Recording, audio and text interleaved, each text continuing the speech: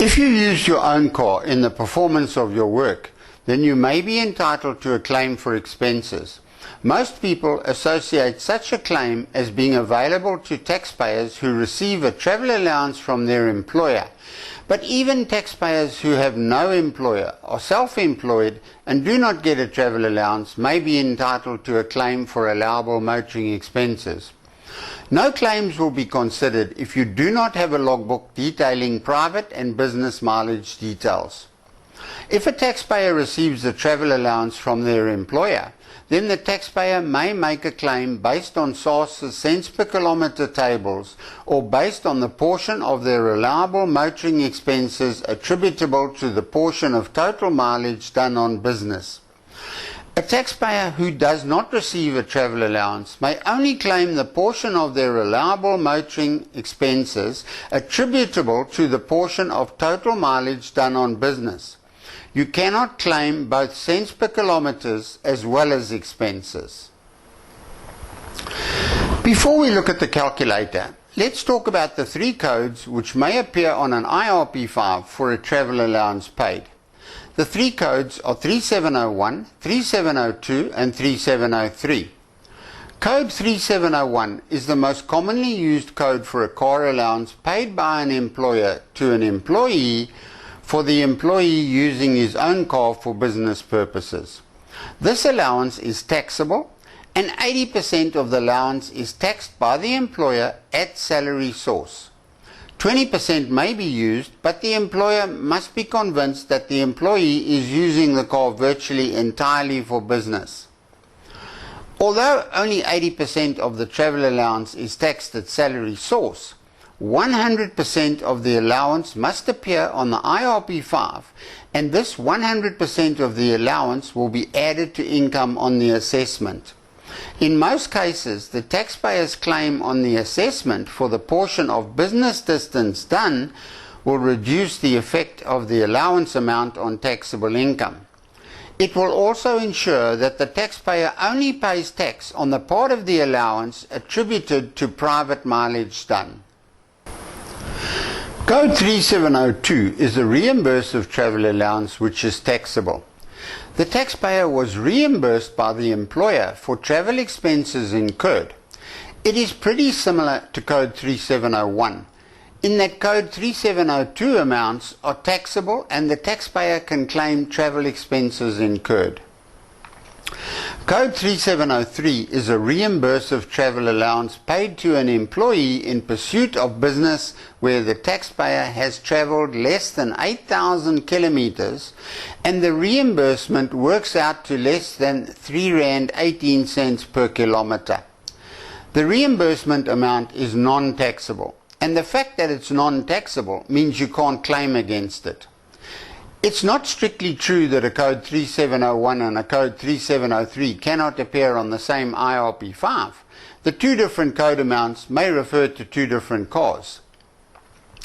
An ideal way to illustrate and explain working examples is to use the travel claim calculator in the Wintax software. Firstly, let me explain how this travel claim calculator works. The calculator screen has icon buttons at the bottom of the calculator window where we can add cars, delete cars, print, etc. Remember that you need a detailed logbook showing mileage figures to qualify for a travel claim. No logbook showing detailed mileage means no claim. The first thing we are asked is whether we have kept a record of expenses.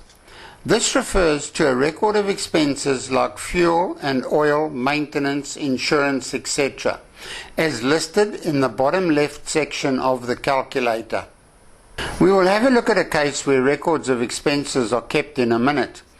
But let's first examine this very simple case in front of us, where we're going to lodge a claim against an allowance received for one car using SARS's cents per kilometre tables. We must enter the start and end dates for the use of this car. Wintax will indicate how many days in the year we used the car. We must enter the code 3701 travel allowance amount we received for this car, and we must enter the cost price, which was on the windscreen when we bought it. We also enter the mileage figures from our logbook. In this case, the car was brand new on 1st of March 2015 and the start mileage was 0. The calculator will show our deduction claim.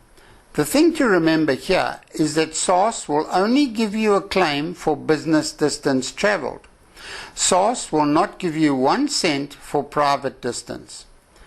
The fixed cost fuel and maintenance cents per kilometres are built into Wintex 2016, so the deduction claim is calculated and displayed for us.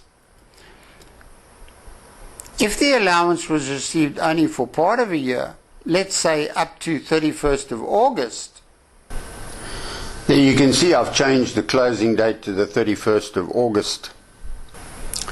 We can see that although the cents per kilometres for fuel and maintenance are the same, the fixed cost has been affected by the 184-day partial period. Obviously, the more expensive the car, the bigger will be our claim, but our claim cannot be more than the allowance we received. Let's have a look at the cents per kilometre tables released in the Budget Pocket Guide in the budget of February 2015. These are the tables released by SARS in the budget of February 2015, showing the cents per kilometre tables for cars of various values. Before we move on to different cases, let's have a look at some other options on the calculator. We can enter the car's registration number up here in the top right hand corner, and we can ask the calculator to exclude or include fuel and maintenance costs in the claim. Way down in the bottom right of this calculator is where we can set the percentage of this claim that should be offset against retirement funding income. You see, SARS will automatically use all of this claim as a deduction against non-retirement funding income, and in most cases they are correct. However, some employers pay part of the travel allowance from retirement funding income and some of it from non-retirement funding income. And selecting the correct percentage here will increase the limit you may claim for the retirement annuity contribution. The extra detail button down here will allow us to enter more info on this car. As Wintex will carry over much of the data for cars from year to year, the value at year start will be useful for keeping track of the depreciated value when claiming wear and tear depreciation, if you use the option to claim a portion of expenses kept. Now in the top left here, if we select that we kept a record of expenses, then the fields for expenses are now active, allowing us to enter amounts here. If you never received an allowance and want to claim motoring expenses, then this is the only claim option open to you. Let's have a look at this option. Note that you may only claim either wear and tear or lease payments, not both. Okay, we entered expenses totaling 110,000 Rand. Now SARS is only going to allow us to claim the portion of these expenses according to the mileage we did on business distance. Once again, SARS will not give us back anything we spent on private distance.